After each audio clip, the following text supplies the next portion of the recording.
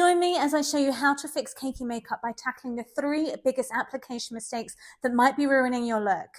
So who else is tired of applying the makeup only to look in the mirror and think, my face looks cakey?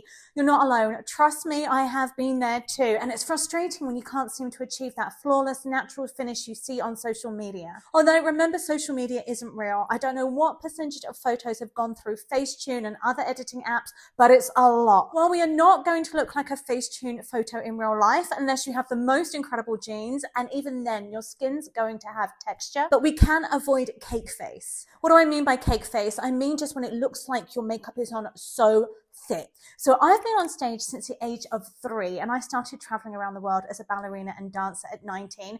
So it took me a while to transition from that really heavy stage makeup where everything is in those very straight lines and cut creases and a lot of definition and dark brows, from learning to do makeup that works in real life. Thankfully, I've worked with a ton of great makeup artists in LA and Las Vegas over the last 2 decades to pick up some really great tips I want to share with you. Most of us have been in that situation where we've spent what feels like eternity getting ready, only to step outside and realize our makeup looks like it's been applied with a trowel. It's like, what is going on? I followed the tutorial to the letter, I used all the right products, but somehow my face still looks like it's wearing the thickest layer of makeup that's highlighting all of my fine lines. I think part of the problem is that we all get so caught up in the excitement of trying out new must-have products, TikTok trends and techniques that we forget to focus on the basics. And let's be real, when it comes down to it, a good makeup application is all about the basics. It's about creating a really lovely, smooth, even canvas for your makeup to sit on, the same as an artist would, and then building up from there. And yes, you can still do full coverage foundation like I have today, but it's about how you do it. So let's take a step back and talk about why our makeup might be looking a little less than ideal. In my experience, there are 3 common mistakes that can lead to that really cakey finish. And today I want to walk you through each of them so we can troubleshoot and get that flawless face we all deserve. The first mistake is improper skin prep. If your skin isn't properly moisturized and primed before you apply your makeup, it's basically like an artist trying to paint on gravel. You can have the most expensive, high quality makeup products in the world, but if your skin's not properly prepped and primed for them, it's never going to look great. So if you're going to spend time anywhere, make sure it's on your skincare and prepping and priming your skin to start with. You're going to want to cleanse really thoroughly, apply your serum, your eye cream, and your moisturizer, obviously based on your skincare concerns, as well as a good SPF and a good primer. Another thing that will really help is exfoliating when you need to create that really smooth canvas to start with. So in the winter, I tend to go in with a richer moisturizer than I do in the summer. One thing you want to look for is if your makeup is starting to pill, check your skincare for silicones, which tend to like to do this when makeup is applied over them. And make sure you're not applying too thick of a layer of skincare products, which can also cause this to happen. A couple of my favorite primers are Smashbox, Hourglass, and Supergoop. I really like this one because it's an SPF and primer in one, because sometimes less is more when it comes to skincare products. Like I said before, if you have too many of them or you're applying it too thickly, that's when sometimes you can run into issues.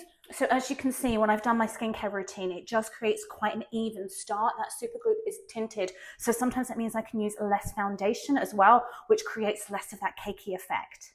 And the second mistake is using too much product. Less is definitely more, and if you're wanting fuller coverage, like I tend to do, you really want to build in layers.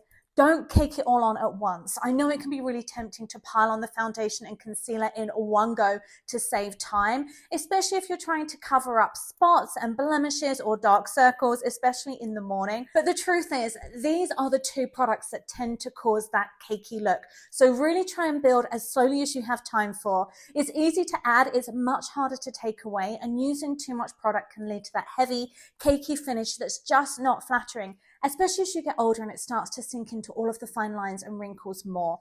I tend to go back in with a beauty blender or my finger to buff out the fine lines before setting with powder.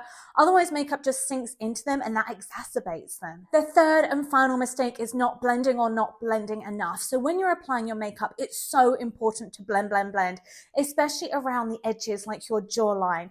If you don't, you can end up with these harsh lines and obvious transitions that can make your makeup look really heavy and unnatural. It's fine if you're on camera or for a night out, but most of us for the day want a more natural look. Now, most makeup artists will say no lines at all, as there's no straight lines in nature, but you do you. I love a good straight line on my nose and in my cheeks and a really good cut crease and contour. So play around with these and figure out where needs blending the most and where you can get away with the lines if that's the look you like. Even where you do like definition, you're going to want to do some kind of blending. We should not be seeing two lines down the sides of your nose, and I know I've been guilty of that in the past. And then right in the end, just before I do my false eyelashes, I will go in and double check for any creasing, make sure it's completely buffed out of there before putting on the setting spray. Otherwise, it's going to make those fine lines and wrinkles look worse. It's going to set them into the wrinkles and create that really cakey look as well. So just really trying to lighten up all the areas of makeup, make sure there's no excess anywhere before setting it. And the setting spray, I would say, is the one product you can go heavy-handed with. This is not going to make your makeup cakey. I purposely did a heavier makeup look today because obviously light natural makeup is easy not to make it cakey because you're not using as much product. So what's the most crucial takeaway from all of this? In my opinion, it's the importance of keeping your skin hydrated, whether that's water or your skincare products or hopefully both. If your skin is hydrated and healthy, it's going to look better, period. It's going to look plumper and more volumized and smooth versus creepy with dry spots that makeup just loves to cling onto. And when you're applying your makeup, it's going to go on smoother, look more natural, and last for longer. The right tools can also make a huge difference. Investing in a good set of brushes, for example, can help you apply your makeup more smoothly and evenly, which can help prevent a cakey finish. I personally love my damp beauty blender and triangle powder puffs. Let me turn on the light, it's getting dark. And finally, taking your time and being gentle when applying your makeup can also make a huge difference. You don't want to be dragging your skin. I know it's hard when you're in a rush in the morning, and if you are, maybe reevaluate your makeup routine and spend more time applying less products than throwing them all on in a rush. That way you can focus on creating a really smooth, even canvas for your makeup to sit on. So to recap, today we talked about the 3 common application mistakes that can lead to a cakey finish. 1, improper skin prep. 2, using too much product. And 3, not blending well. By avoiding these mistakes and focusing on the basics, you can create a smoother, more natural finish that looks and feels amazing. Thank you so much for watching, everyone. If you've struggled with cakey makeup in the past, I'd love to hear about it in the comments below. And if you're looking for more makeup tips and tricks, be sure to check out my other videos.